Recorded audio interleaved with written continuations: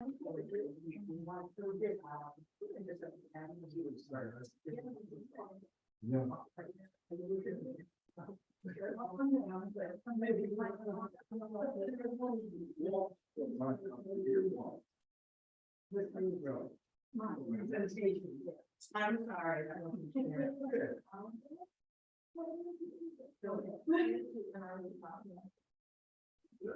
Such a thing as a day laboring. Yeah, I didn't know that. Structure.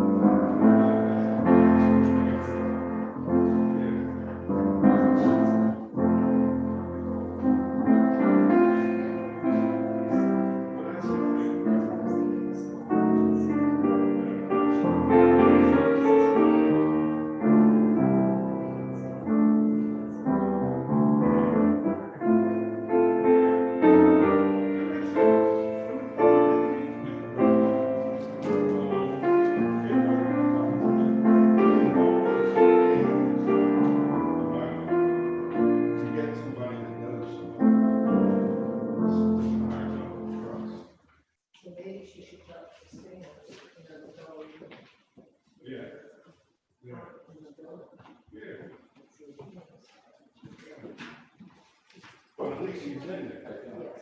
Good. Yeah. Hey, man. Yeah. All right, how you doing? Good. Hanging in there. Yes, indeed. Yeah. I mean, you have a choice. Yeah.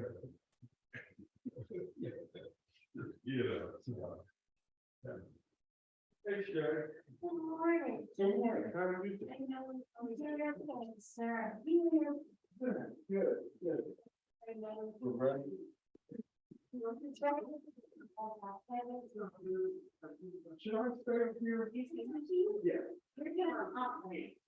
I have a full face on. I can leave that one. Yeah. Okay. Yeah. Oh, you didn't want that. I thought you could bring me this question. Thank you all for the-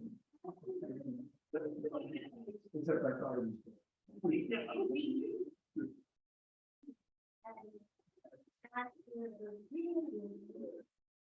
Is word inspiration. Thanks.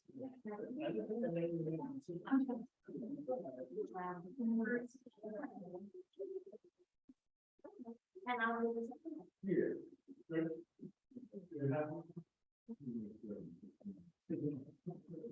Hey, Sam. Hey, good morning. Is. Virginia involved or? Yeah. Okay, so then. Yeah. I taking care of the last minute thing. When? I think taking care of the last Okay. minute thing. Just wanted to know if you wanted to do anything up here or just go down. Yeah, he's in his office now, probably. Yeah. Oh, it's beautiful. Yeah, isn't it?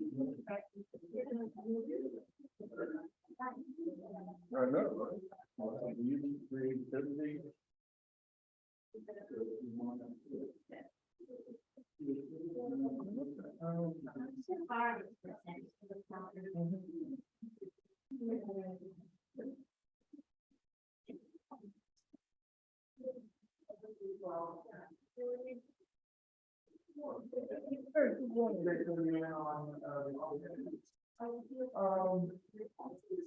I think that's great.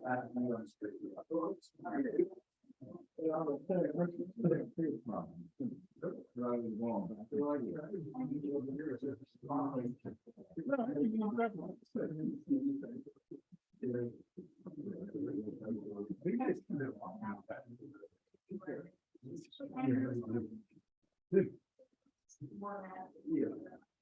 Yeah.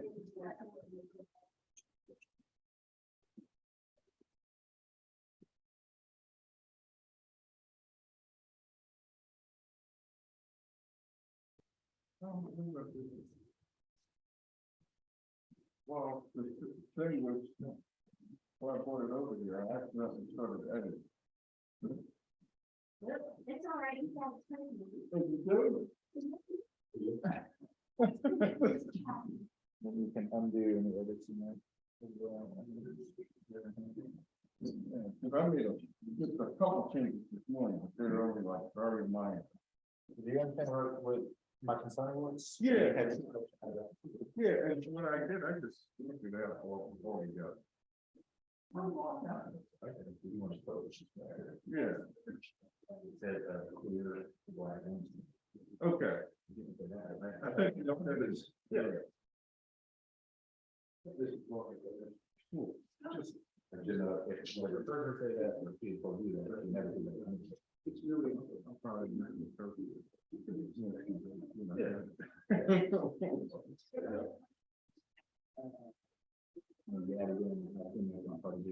No, I was saying all the way over. I don't even know how.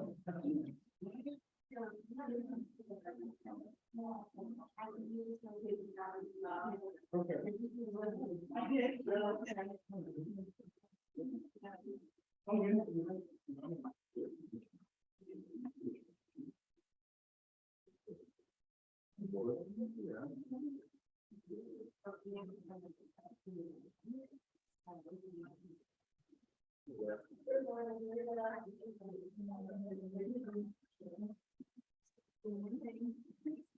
Like somebody was in the fire.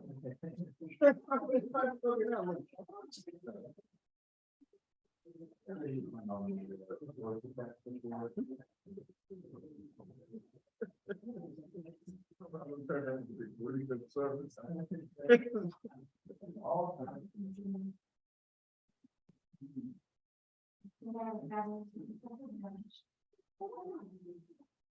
And the roof cut out. Well, that happens to me. Virtual meetings. And I was why I picked up and said, oh, yeah, oh, the answer.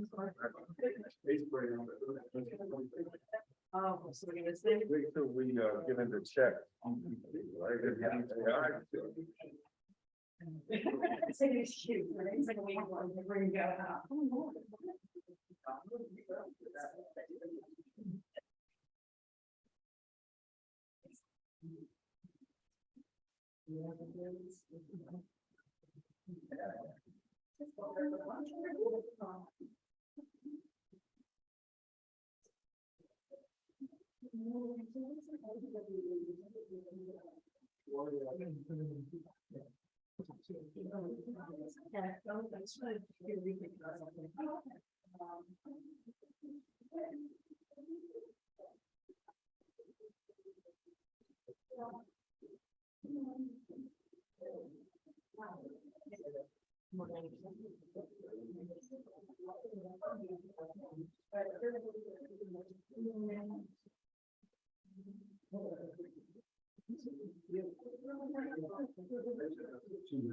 Almost 2 minutes for it, so.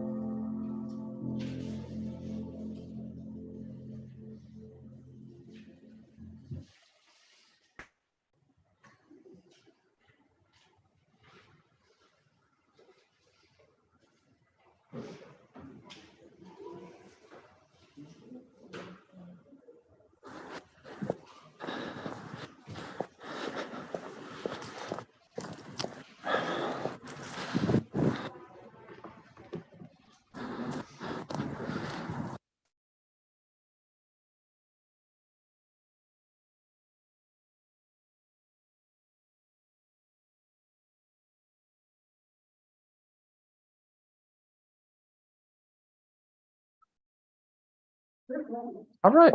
Did we ring the bell?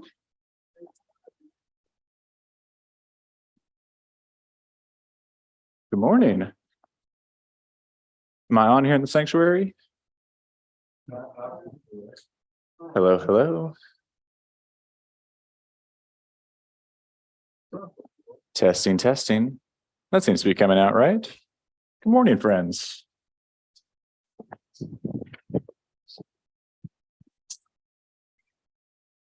Sorry, I left my my cell phone in my car and had to run and grab it. Otherwise, I might just float away. You never know. Good morning, friends. Welcome, welcome, welcome. It's good to see you all this morning, whether you're here in person in our beautiful sanctuary or joining us online. Welcome. I am Reverend McKinley Sims, and I use he, him pronouns. And I am so honored to be here today, co-leading worship with Shay Dively, our intern minister, and the wonderful Tim Steyer, who's going to be offering words of wisdom. And we have Lynn Reeser joining us on the piano for music today. Can we give everyone a round of applause, please? Thank you all. Helps make the service feel a little bit more alive, and it's not just me up here talking. Friends, let's settle in wherever you are. Take a few breaths. Shake off the worries of this week. If your alma mater lost in March Madness, that's okay. It doesn't make you a worse person or a better person if your team won. Or if your team has never made it to the NCAA tournament, despite being one of the only 4 teams remaining in Division I basketball who has never made the tournament since its inception in the 1960s. It does not reflect on your value or worth as a person.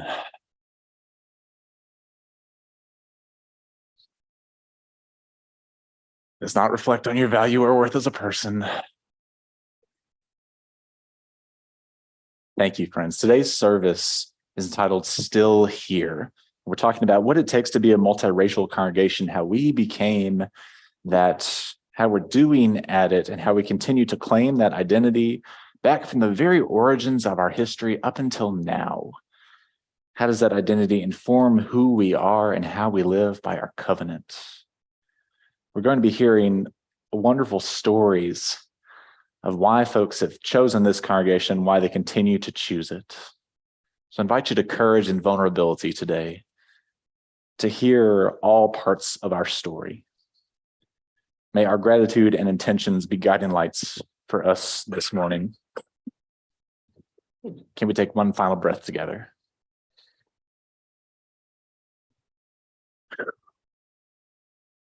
Thank you. Let's light our chalice.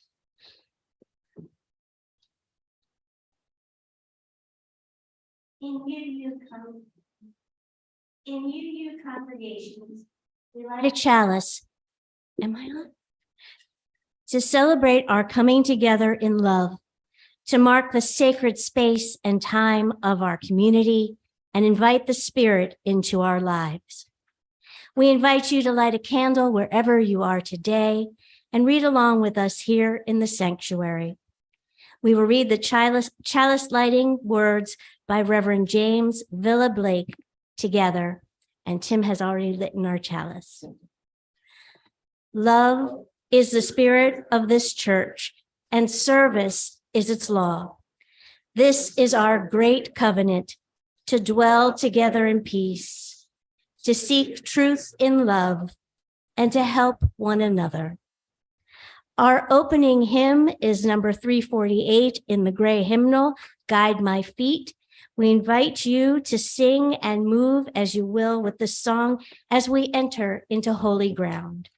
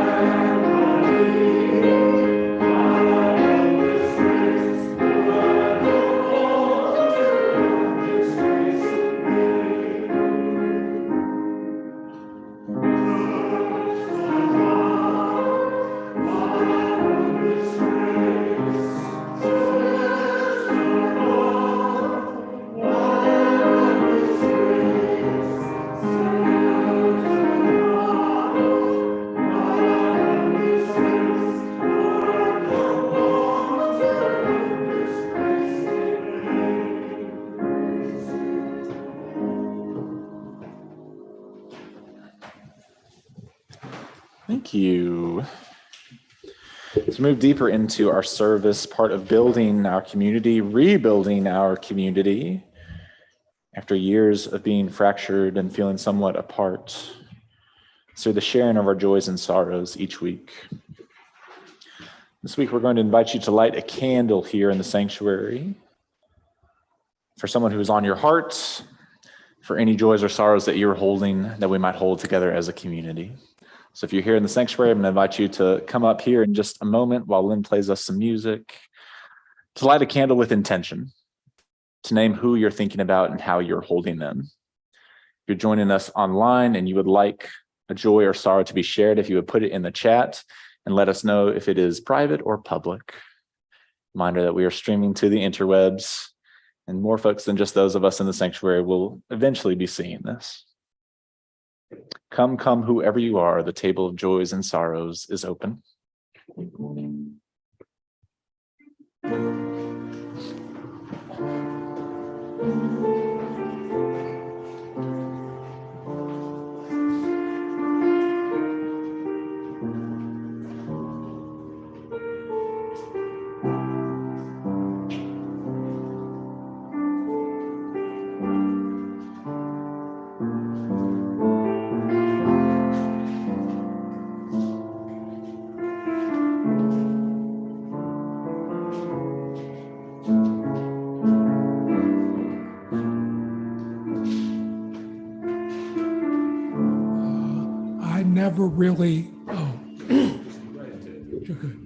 I never really paid much attention to the Civil War or the problems with the monuments and things, but recently I found out that one of my ancestors is actually a Confederate soldier, and it just doesn't feel right. Still have not gotten over the shock of it yet, so it feels strange.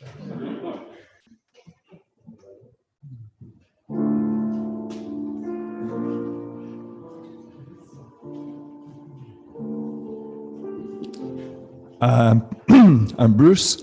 I just wanted to celebrate that out of our goal of $210,000 for the pledge drive, after 1 week of 3, we're already at $137. And so congratulations to, and thank you to everybody who's already participating. There's a display downstairs in Fellowship Hall. Our theme is opening doors, rebuilding community. And so there's little doors opening to represent the thermometer of progress along the way. So keep an eye on that over the next couple of weeks. Good morning, I'm Jill, and I celebrated a birthday this past week and just so grateful and still resonating from it, celebrating with my son and friends.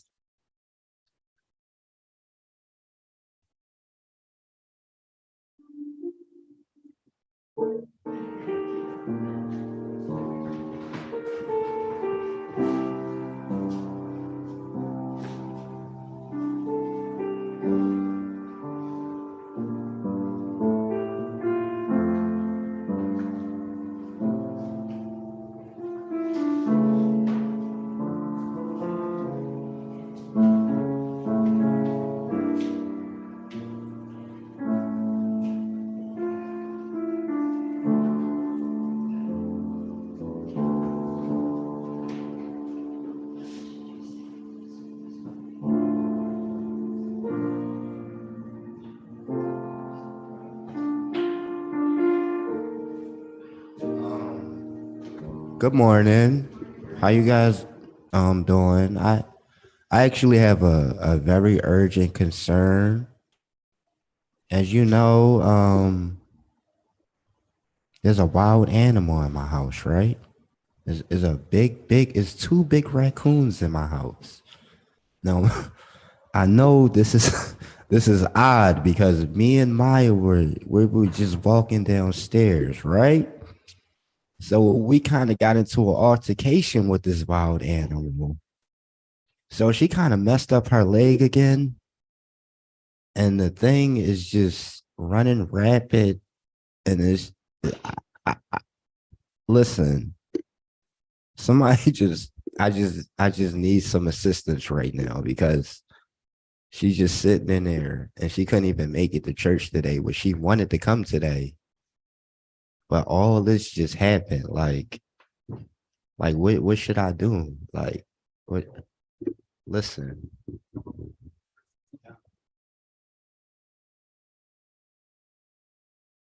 So I just wanted to share this joy that I take it real personally. Sandy's back in her apartment. After so much trial and tribulation, and my heart goes out to you for your resilience and everything. And, you know, and it's still not over. She still needs some help putting stuff together. But, you know, since December 23rd, this has been a grueling experience. So.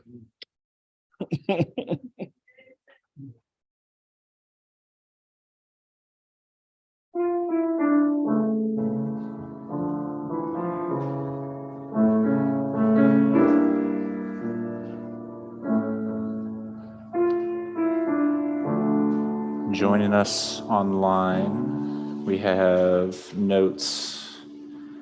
A very happy birthday to Kathy Baxter and to Bernadette, who had birthdays this past week. Happy birthday to Kathy and Bernadette.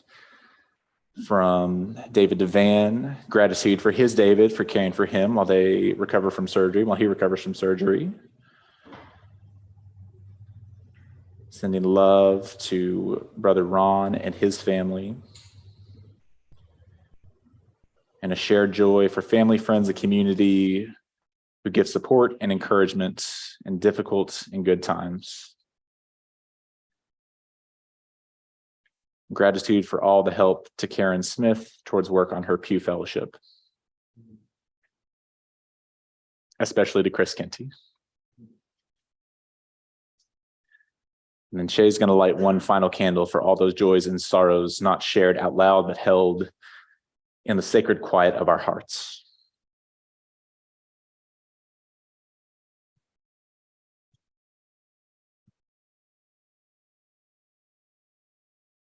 Thank you.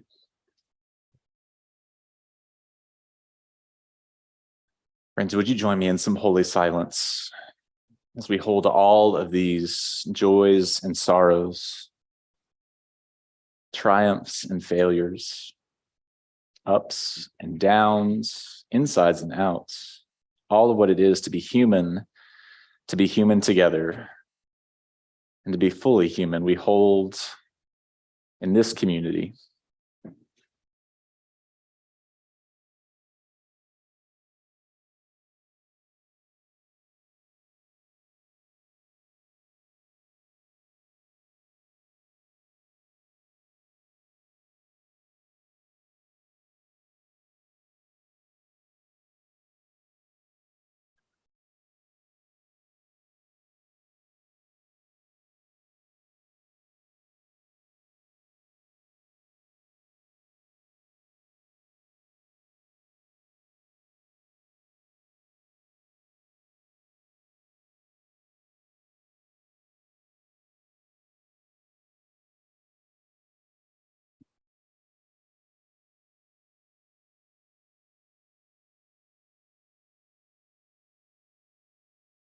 Thank you, friends.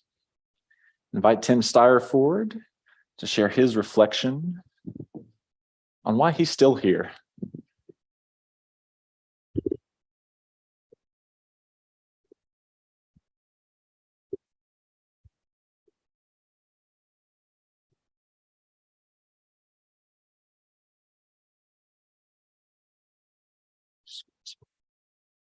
There you go. Cool.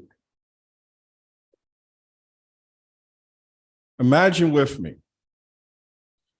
I was 28 years old when I first entered these doors here in 1983. What I saw that day in September was a sanctuary where just about 1 out of every 4 people were Black.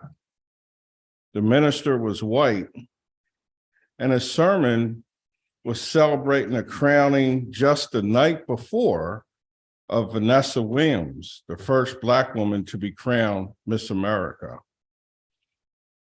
The music for that Sunday were recordings of John Coltrane along with the usual opening and closing hymns. I was warmly greeted at the door by Bill Dykeman, while Dot Feely sat behind me. Of course, Dot insisted that I come downstairs for coffee and conversation, and Marion Napper double teamed me into joining them. If anybody knows those two women, you can't say no, especially if you're new. How could you say no to that duo on your first visit to a new church? The coffee was good and the hospitality was unexpected. My immediate feeling was that I had truly found my people. It took a while to understand what the church was into and what UU theology was about. I recall going to new UU classes and started reading about Unitarian Universalism. Over the years since, I've researched and found a lot more about UU history, as well as the history of our church. The question I am answering today is, why did I stay? Considering there aren't a lot of UUs of color, and there were even far less in 1983 than there is now. I should note that I didn't know there were not that many Black people and Black UUs in 1983 until I found out differently when I went as a delegate to the TPUC, or back then it was just called the PUC, Pennsylvania Universalist Convention, at the Burks Church in Reading in the early 90s, and when I started going to the old Joseph Priestley district meetings. For me, the reason why I stayed is primarily because of this community. The warm greeting and the fact that there was a diversity of people that first day was key in me coming back the following week and continuing to this day. I should also note that I was nurtured and somewhat groomed to take on leadership roles in the church and outside of the church. I mentioned to McKinley just the other day that it was people like Marion Napper, Helen Erkovitz, and Herschel Walker, and later Adrian Morrison, who in a sense laid their hands on me. I saw the UU Mount Airy community as one who understood their shortcomings in terms of racial diversity and dealing with racial justice, but more importantly, a community that kept trying to be better. A community that was covenantal and where love was in the center. I've seen a lot of the struggles over the years, and I've seen the good and the bad, yet still I remain. Simply because as a community, we keep trying. The goal of building a beloved community is not settled, yet we still build. McKinley told me the other day, which I didn't know, that he found out from Mark Morrison Reed's book that he'll be referencing in his sermon today, that Herschel Walker and her husband were the first, Herschel Gordon, I'm sorry. Yeah, I'm glad you caught that. Herschel Gordon. This is what happens when you do this at 4 cups of coffee. Herschel Gordon was here doing the ministry, who was here doing the ministry of Rudy Gelsey, and was the first Black couple in 1961 to join our congregation. Rudy Gelsey, a minister from 1964 to 1969, became active in the community, leading the fight against blockbusting and co-founding East Mount Airy Neighbors, which still exists today. Thinking about back then, I now understand that it was those Black pioneers in a white denomination that paved the way for people like me and who started to make building a beloved community in Mount Airy a reality. The community and friendships me and my family developed here is the primary reason I stayed. This is truly the place I feel welcome, nurtured, and have grown as a person. My Blackness was not always accepted by everyone equally. However, it was more than I had experienced in my past in predominantly white organizations. In the latter years, after I joined the church, I became familiar with Unitarian and Universalist theology and history. I was somewhat surprised that although there were individual Unitarian and Universalists who were outspoken advocates of racial justice, the denomination as a whole had done little in the past to eradicate institutional racism. However, historically, the Universalist side was a little less complacent. It wasn't until 1992 at a week-long conference at the Mountain UU Retreat in North Carolina that I found out that Restoration was one of only 5 UU congregations that had a significant degree of racial diversity, and that we were considered pioneers and leaders in dealing with racial justice. So in closing, it is clear that if it weren't for those pioneers like Herschel Gordon, Marion Napper, Helen Erkovitz, and others, I and other Black members who came since probably would not have stayed. A couple weeks ago, we heard from Brenda Ridley, a queer Black woman, why she stayed. It was because she felt accepted. And she believes this community strives to be more open and supportive of all. Have we always done things right at the right time? No, but we don't give up. We keep trying.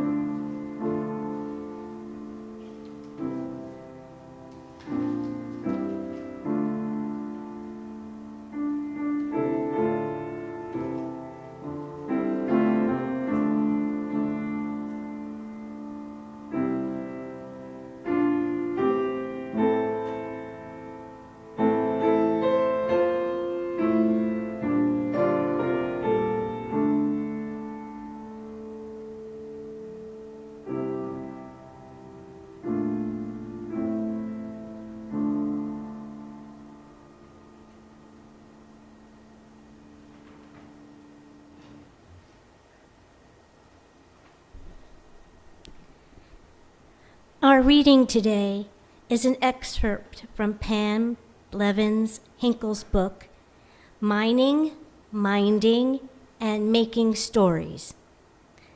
Let us take a moment to lean into these words together. Let me tell you a story. Like all good tales, it's filled with colorful characters, intricate relationships, a vivid backstory that reveals the roots of a struggle, and an attempt at transformation. It's the story of a congregation that uncovered its own rich anthology, from heroic journeys and intrepid adventures to leadership skirmishes and culture clashes. It's the story of an interim minister's power to reveal these stories, leverage stories, and create a fresh and inspiring story for the future. Stories matter. Rachel Freed, founder of Life Legacies and senior fellow at the University of Minnesota's Center for Spirituality and Healing, writes in the Huffington Post, "Telling our stories is not an end in itself, but an attempt to release ourselves from them, to evolve and grow beyond them.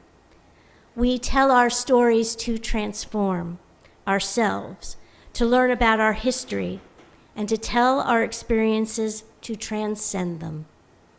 To use our stories to make a difference in our world, to broaden our perspectives, to see further than normal, to act beyond a story that may have imprisoned or enslaved us, to live more of our spiritual and earthly potential."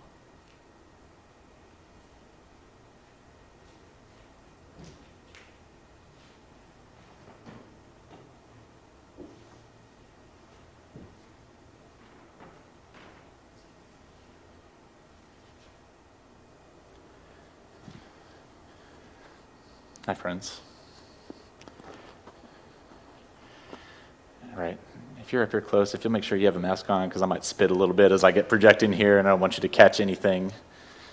Not that I feel sick, but you never know with these times. Let's take a second.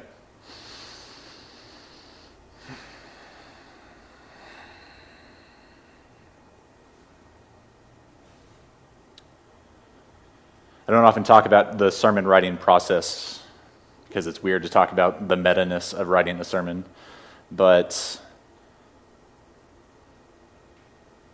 I wrote this sermon over and over in my head between 3:30 and 7:30 this morning, and I preached it a bunch of different ways.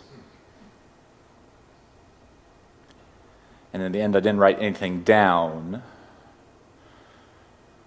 to try and model a little bit of vulnerability and to model some imperfectionism.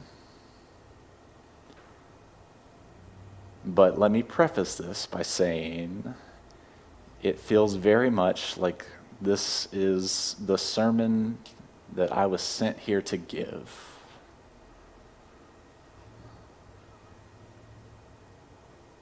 So if you will help hold me and hold us throughout this, as we talk about stories.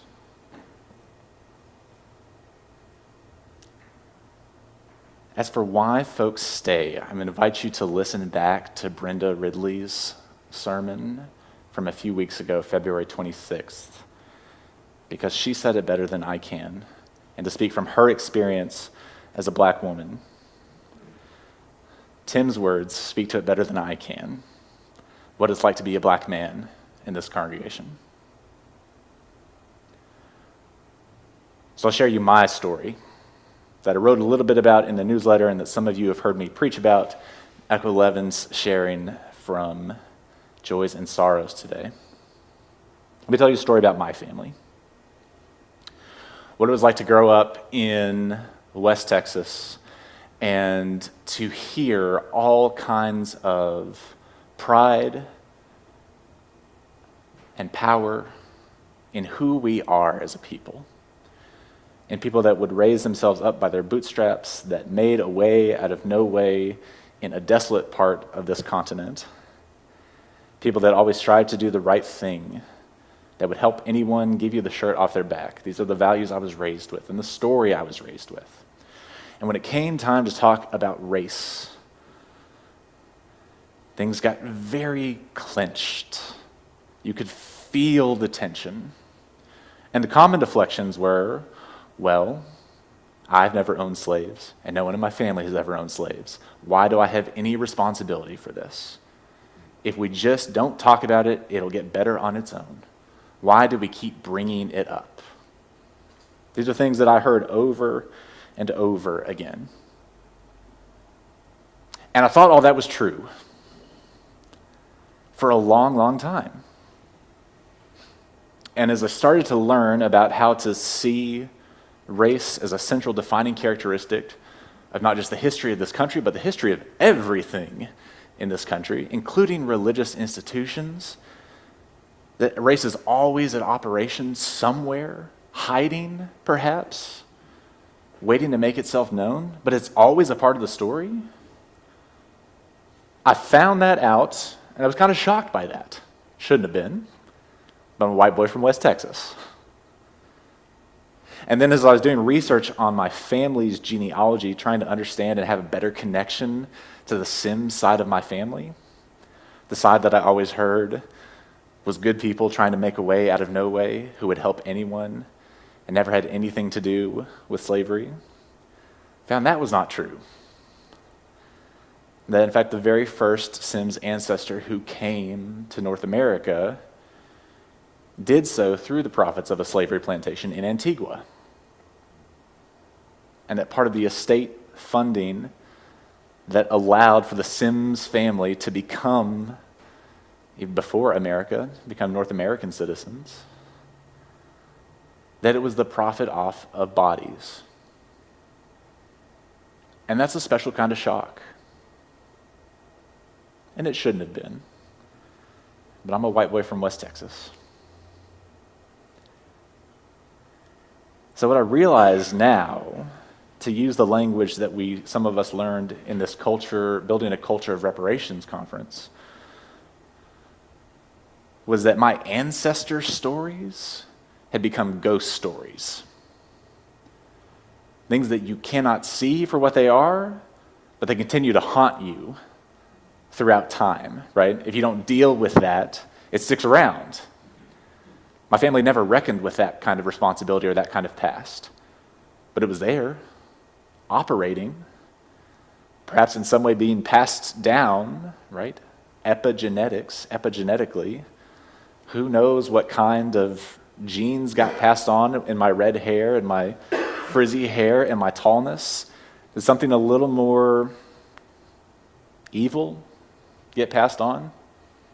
I don't know. That's part of the ghost story, though, is the not knowing. And what I realized that in the defensiveness of my upbringing, in the defensiveness of my family, in the defensiveness of white people in general, especially from West Texas, but lots of places, I realized I could no longer trust that story that I was raised with. And that loss of trust is heartbreaking and foundation shaking. If you cannot trust the stories, the foundational stories that you've been told, what do you do? How do you begin to rebuild? Right? When we find something out about our family members that is so shocking, we have to reorient ourselves.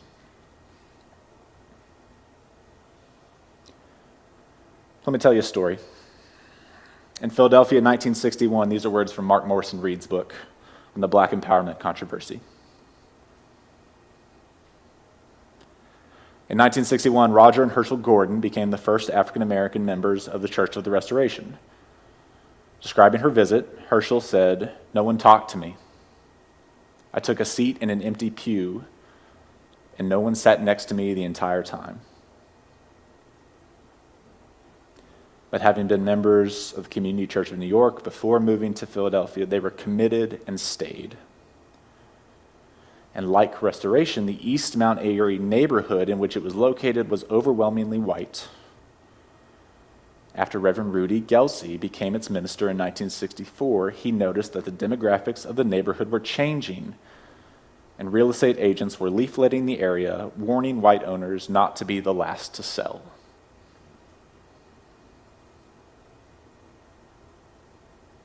What do we do with both parts of those stories? That's part of the congregational DNA.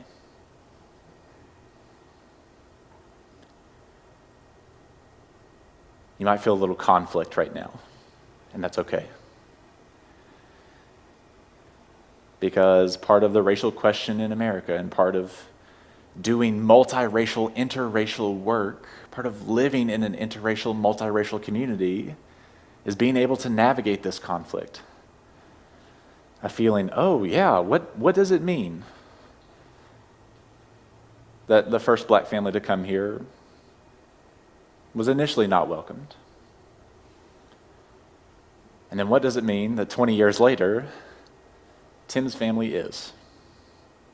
how does that happen? It does not happen just on its own, right? It does not happen just magically because no one talked about race. That's not what we learned. Reverend Rudy Gelsey, one of my predecessors, talked about it constantly, it seems like. That was his thing. He helped to integrate the neighborhood of East Mount Airy. That was his calling. And we lift that story up with pride, and we should. We lift up East Mount Airy and Mount Airy with pride, and we should. And have you ever wondered why there's not a photo of Rudy Gelsey in this congregation?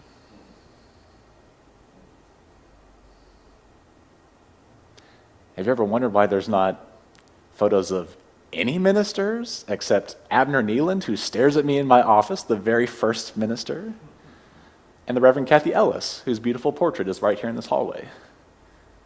Have you ever wondered? Have you ever been to other congregations where they have pictures of the ministers on the wall? I wonder about that. We're talking about the last 25 years of our history here in this congregation as part of our historical book update. And it includes some racial conflict. And that's tough. It's still tough, 25 years later. Why we keep bringing this up? If we just don't talk about it, will it get better on its own? I don't think so. I think some of those stories have become ghost stories. I think even if we can't see them, they're still operating somewhere.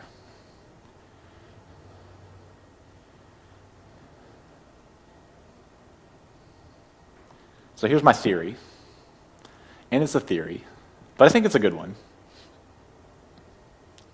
Sometimes people are scared of conflict.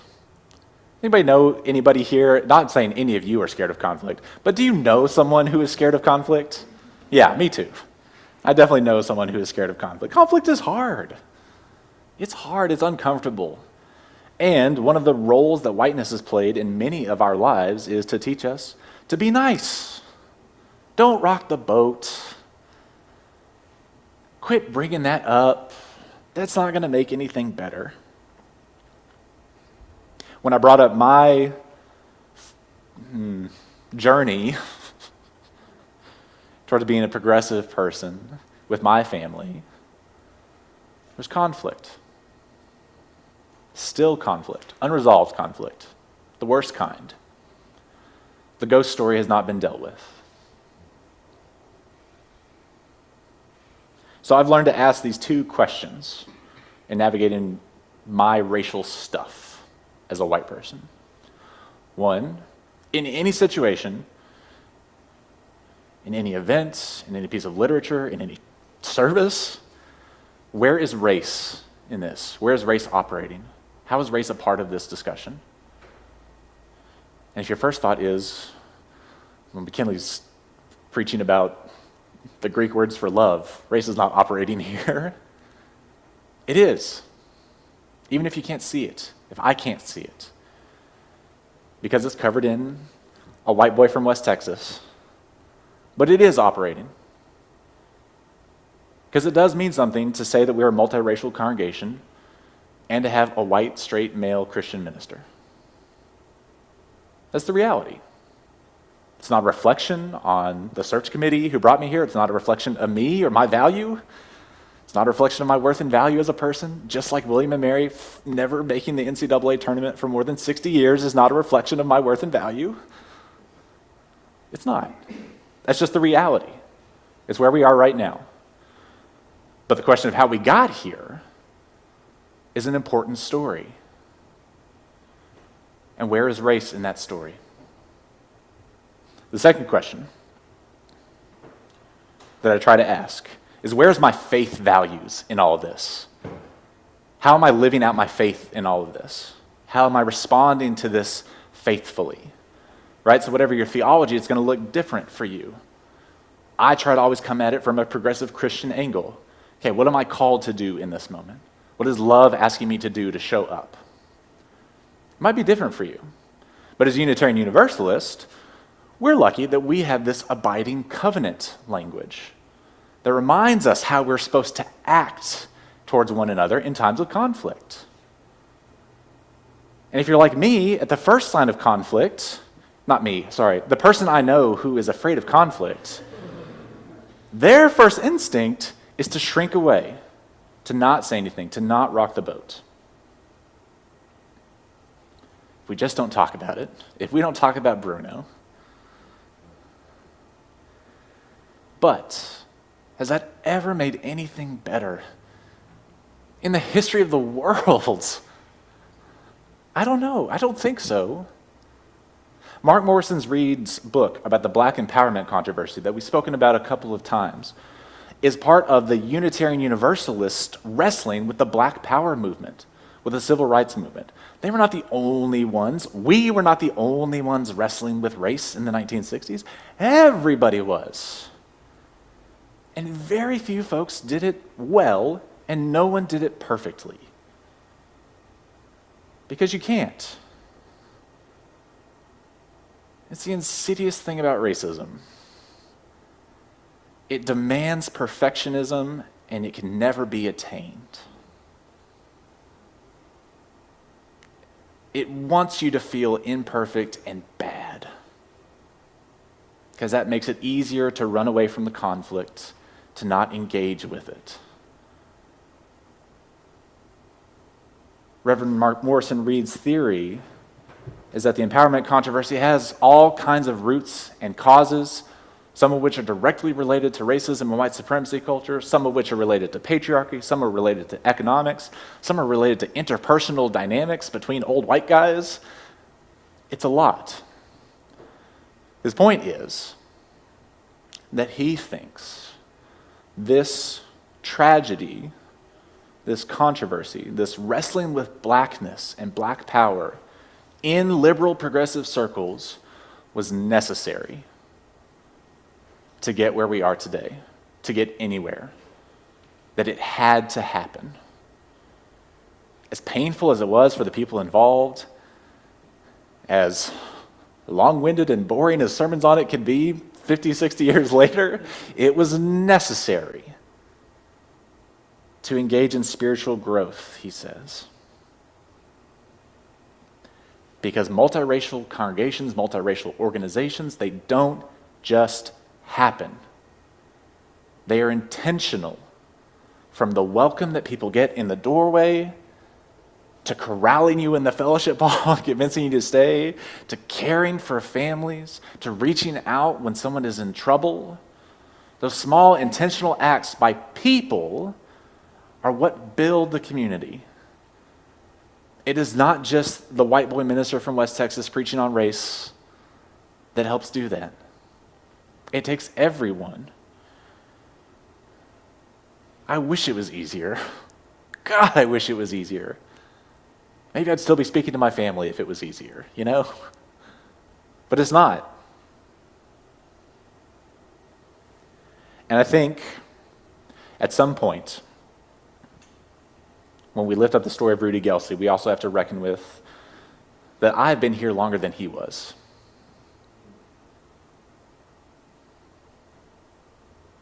And I wonder why that is. And here's my theory, based on what was going on everywhere, is that when you were calling for too much change and maybe pushing too hard, or if people were not in a place to hear that message of radical inclusion, you get pushback. And if you're not willing to engage in conflict, you all know the people I'm talking about who are not good at engaging in conflict. If those people are not good at engaging in conflict, you can pull away. And if there was ever a loss of trust, when someone tells you a story that shakes the foundations of what you think to be true, if you've thought that you were a good liberal congregation in the 1960s doing your part, and someone comes in and says, we got to do more. We got to do more. If you feel like, we're not doing enough, Could that lead to a loss of trust? And could that loss of trust, not just in one person, could that loss of trust be passed on to the next minister? And the next minister? Could that be passed down almost epigenetically? This is my theory. The minister who came here and served well and faithfully after Rudy Gelsey did not use the title minister. He used the title essayist. I'm not sure he preached about race. I don't know that, but it's part of our story. It doesn't make us good or bad. It doesn't make them good or bad. It's just the reality, right? Does it reflect on their worth and value as a person? Nobody does this perfectly. Not back then, not today. That's the way it's designed. So what do we do when we're not perfect? What do we do when we talk about the time when Chester McCall was the first black minister here and the racial conflict that happened around his time? What do we do with the loss of trust? And maybe not just the institution of the minister in the 1960s. Y'all, we're living in a time where we don't trust any institution. For good reason, right? People have made intentional acts to break systems or to create broken systems that don't let us trust them. The post office, the Supreme Court, the nutritional labels on foods. It's very hard to trust right now.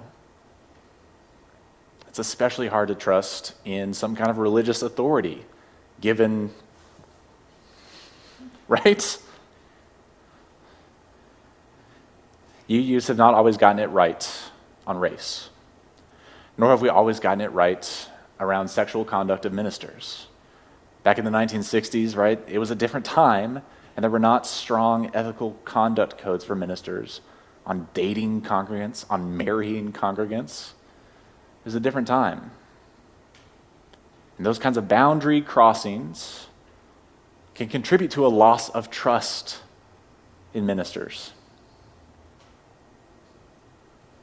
And if you do not trust the person who is supposed to be the listener, the confidant, the leader,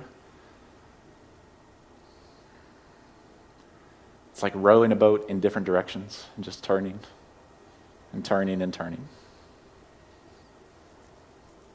That's my theory, is that at some point there was a loss of trust.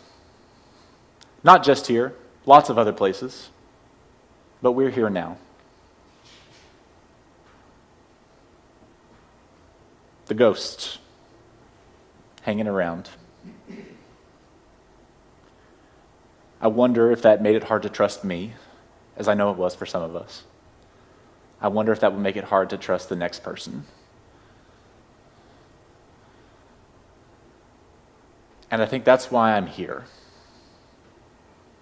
is to try and rebuild trust in some of our institutions. I can't do anything about the post office. Can't do anything about the Supreme Court. But I can try and rebuild trust in this place. Between us, perhaps. And the only way I know to do that is to keep working at it. To keep trying to be vulnerable, to keep sharing some of my stuff when I am having conflicts, to try and be a mirror if I can, to listen, to try and help connect us and reconnect us again and again and again. Because that's what our covenant asks of us. The covenant is the relationship that says, we're not going to get it right, but we're going to keep coming back again and again and again, trying to get it a little more right each time, building our way to beloved community.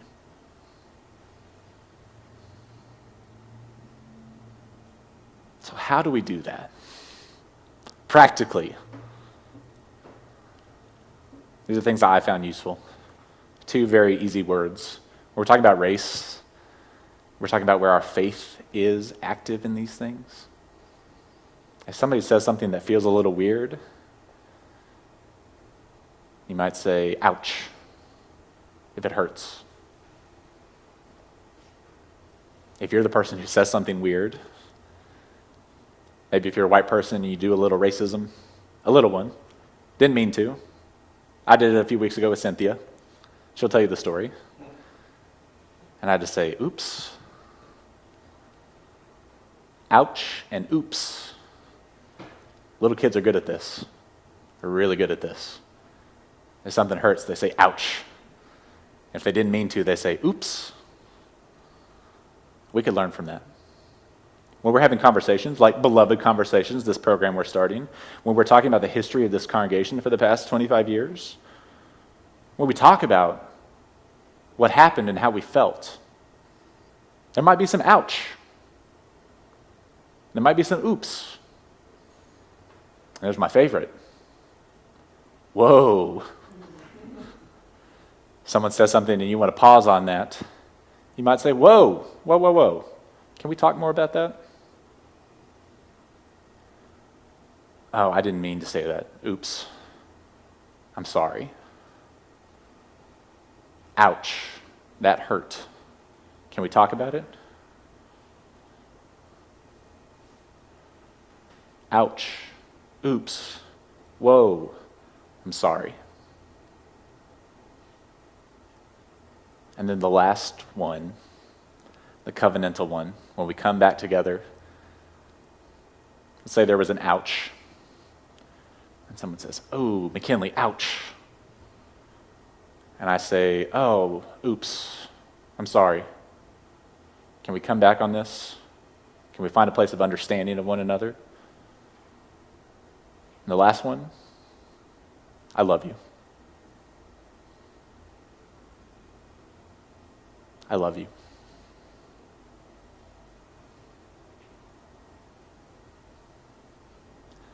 My hope is that we can get to a place of trust with one another. That by telling the stories of the past 25 years, by telling our own personal stories of ouch and oops, by saying whoa when we need to slow down and talk about something, is that we rebuild trust in one another. And when we hear that this is not about bringing up old things to blame people, why are you trying to blame our family, McKinley, for things that happened generations ago? This is not about assigning a goodness or a badness to people for their actions 35, 25, 55, 355 years ago. That's about saying ouch and oops and I'm sorry and I love you. And it's about wrestling with the ghosts in the past so that they quit haunting us. And to use the language of reparations, transform the ghosts into ancestors that teach us and lead us. Telling our stories, not to keep bringing up and reliving the past, but to be liberated from it. To be a multiracial congregation, to keep being a multiracial congregation, to be more of a multiracial congregation. It does not happen on its own. And it does not happen just because I say it should. It takes small, intentional acts by each one of us to recognize ouch and oops, to say I'm sorry and whoa, and to get to a place of covenantal return and say, I love you. That's what we're doing with this history project. It's what we're doing with Beloved Conversations. It's what we're doing pretty much anytime I'm up here preaching.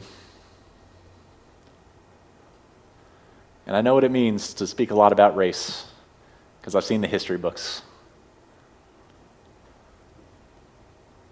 But I think we're in a different time. And I think we've started to wrestle with our ghosts. And I think that the restoration and the transformation that has been happening will continue to happen. And through these small acts, we'll remind ourselves of trust and that I love you. May it be so. Amen.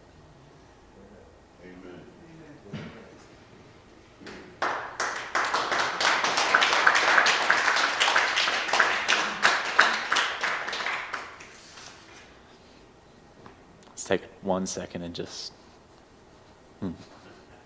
move a little bit, breathe a little bit.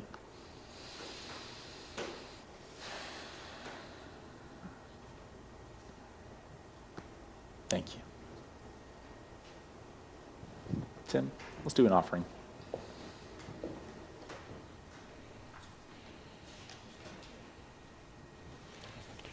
Thank you, Reverend McKinley.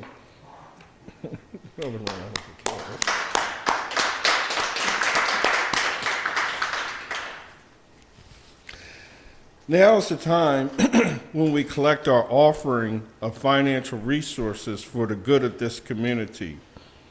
We know there are many ways to give back to this congregation, and we encourage you to find a way that works for you. For giving of financial support, your money or checks put in a plate for the day will be used to fund everyday operations of this congregation. Any pocket change or other money that you designate for change online or by putting them in the white envelopes in the pews will be sent this month to selected Change for Change organization, Doctors Without Borders. More info is on your screen about how to give online, and anyone can use the mobile app, Vanco Mobile.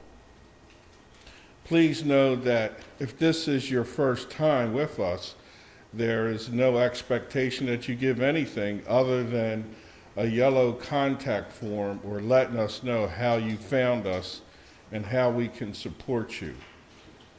The offering will now be gratefully accepted.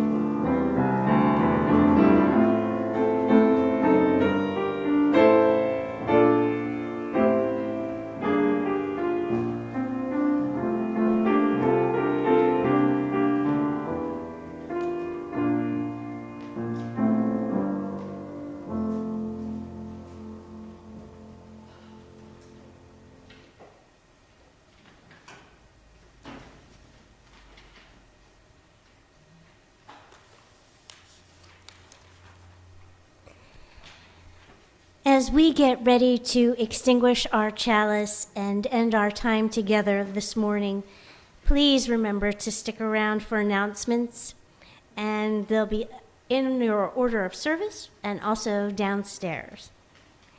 Folks on Zoom are invited to check in with each other and one of the ministers afterwards. And we will have a small group debrief session right after the service over in Hale Lounge.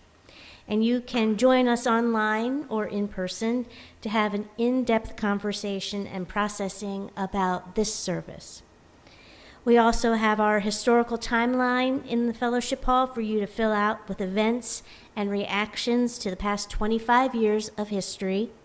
And markers and pens are available, and anyone can fill it out.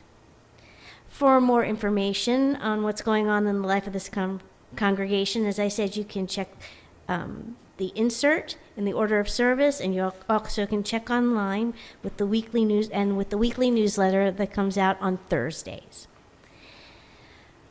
Finally, please check out our website and social media pages for more important information and updates. To extinguish our chalice, we're going to use words adapted from Brene Brown and Rasima Menkehim. Please join me in reading them aloud as we end our service together. Tim, would you please extinguish the chalice? Talk about being imperfect. May we be brave and vulnerable. May we tell the truth and listen to it. May we forgive and be forgiven. May we heal and be healed. And in our healing, may we help heal the world. Our closing hymn is 1053 in the Teal Hymnal, How Could Anyone? We invite you to stand in body or rise in spirit as we sing this hymn together.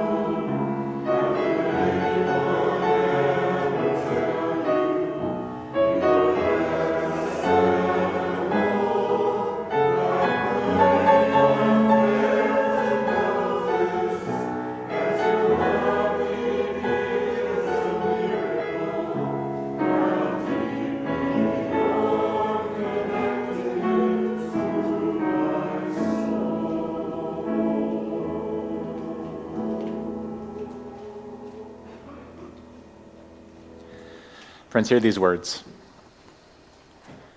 When you leave here, know that you are good. When you leave here, know that you are loved.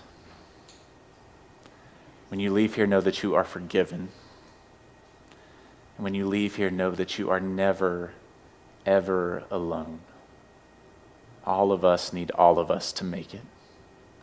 And we are all just walking each other home. Go in love and peace, my friends. May it be so. Amen.